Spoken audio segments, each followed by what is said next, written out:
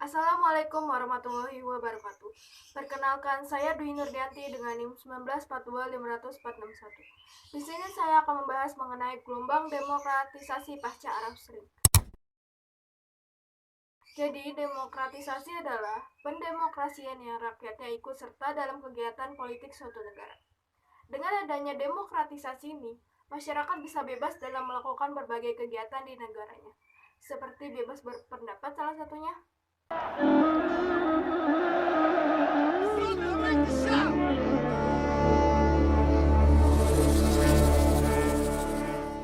The Arab Spring, a series of events and protests that profoundly changed the Middle East and North Africa region. But how did it start? It all began in late 2010 in Tunisia, when a fruit seller, Mohamed Bouazizi, set himself on fire after police took his cart and weighing scale for operating without a license. A radical form of protest which resulted in many people taking to the streets as a cry out against corruption, oppression, and unemployment in their country. In an attempt to take back control, the then president Zine El Abidine Ben Ali declared a state of emergency and promised new elections within 6 months. But that didn't work. Many had lost hope in the president who had already been in power for 24 years, so armed officials and other politicians took power from him. As he was forced to flee his country to Saudi Arabia, the uprisings didn't stop there. The anger began to spread. Inspired by the Tunisian people's defiance, many in other countries took to the streets to protest against authoritarian governments in their own nations. Protests grew in other countries including Syria, Morocco, Algeria. Bahwa pasca terjadinya Arab Spring, terdapat tantangan baru bagi negara-negara dengan penduduk mayoritas Islam. Negara-negara Arab dikenal sebagai negara yang bertahan lama budaya politik otoritariannya. Hal itu terbukti dengan munculnya pemimpin yang memiliki kekuasaan penuh, jauh dari jangkauan kritik dan kontrol masyarakat, serta pemimpin yang berkuasa cukup lama. Arab Spring dilatar belakangi oleh ketidakpuasaan masyarakat di banyak negara Arab atas kepemimpinan rezim-rezim yang otoriter serta korup. Dan karena itu, banyak dari mereka yang melancarkan protes dan menuntut untuk terjadinya demokratisasi di kawasan Timur Tengah ini. Arab Spring telah membawa perubahan mendasar dalam dinamika partisipasi politik di dunia Arab. Di bawah sistem otoriter di Tunisia, Mesir, Libya, Suriah, dan negara-negara Arab lainnya, partisipasi politik sebagian besar terbatas pada kegiatan partai yang berafiliasi dengan rejim yang berkuasa di kawasan Timur Tengah. Pemungutan suaranya juga dalam pemilihan tidak transparan dan sering terjadi penipuan.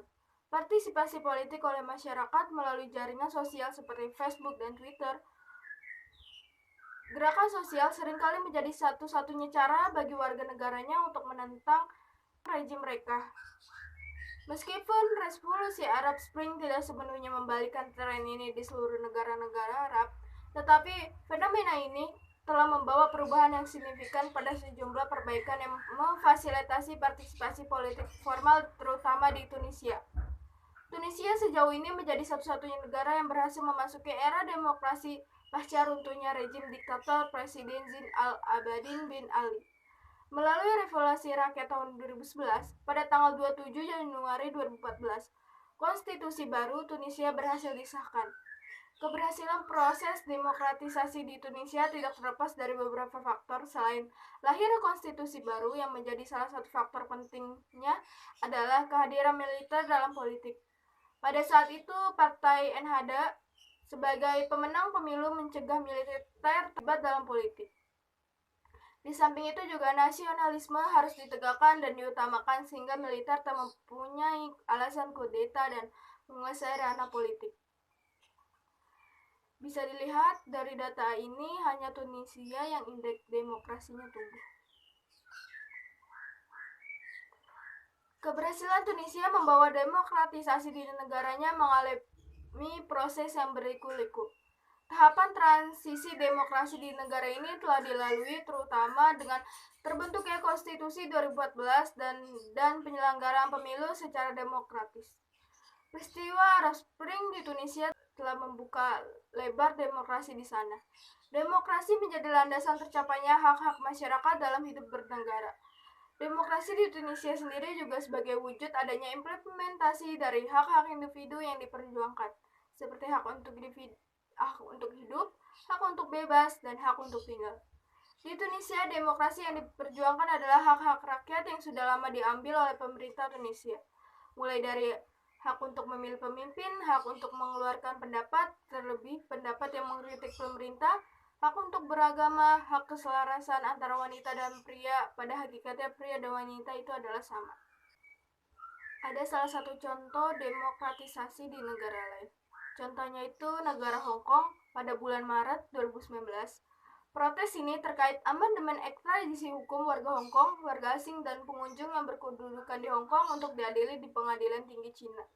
Meski Hong Kong merupakan bagian dari Cina, tapi secara politik dan hukum, Hong Kong mempunyai sistem sendiri yang independen. Namun demikian, isu ini kemudian meluas ke berbagai aspek, seperti kemerosotan demokrasi, pelanggaran HAM, serta kekerasan yang dilakukan pihak polisi saat protes terjadi. Berdasarkan data dari Freedom House, sejak tahun 2009 hingga 2019, indeks demokrasi turun drastis dari skor 68 menuju 59. Jadi kesimpulannya yaitu revolusi memang memberikan harapan baru di Tunisia. Tetapi tak bisa dipungkiri dinamika demokrasi di Tunisia pada faktanya masih terus berjalan. Meskipun dalam beberapa hal yang telah dibahas sebelumnya, Tunisia sudah berhasil menghadirkan nilai-nilai demokrasi. Tren demokrasi pun semakin nyata melihat semakin terbukanya peluang sipil dan non-sipil memberi aspirasi. Masyarakat Tunisia semakin menunjukkan demokrasi, transparansi, dan perkembangan ekonominya. Kemenangan Partai Islam Ennahda di Tunisia tahun 2011 menjadi awal Tunisia menuju negara demokrasi. Membangun karakteristik demokrasi dengan adanya pemisah kekuasaan, pemilu yang bebas, kebebasan warga sipil, hukum, penghargaan atas hak asasi manusia seperti kepemilikan pribadi, kebebasan berpendapat, serta toleransi beragama. Namun, mengurangi sistem politik yang korup, penuh dengan nepotisme merupakan tantangan yang besar. Diperlukan bertahun-tahun sebelum aktor pemerintahan dapat menjadi satu-satunya aktor yang dilegitimasi. Sekian dari pembahasan kali ini. Wassalamualaikum warahmatullahi wabarakatuh.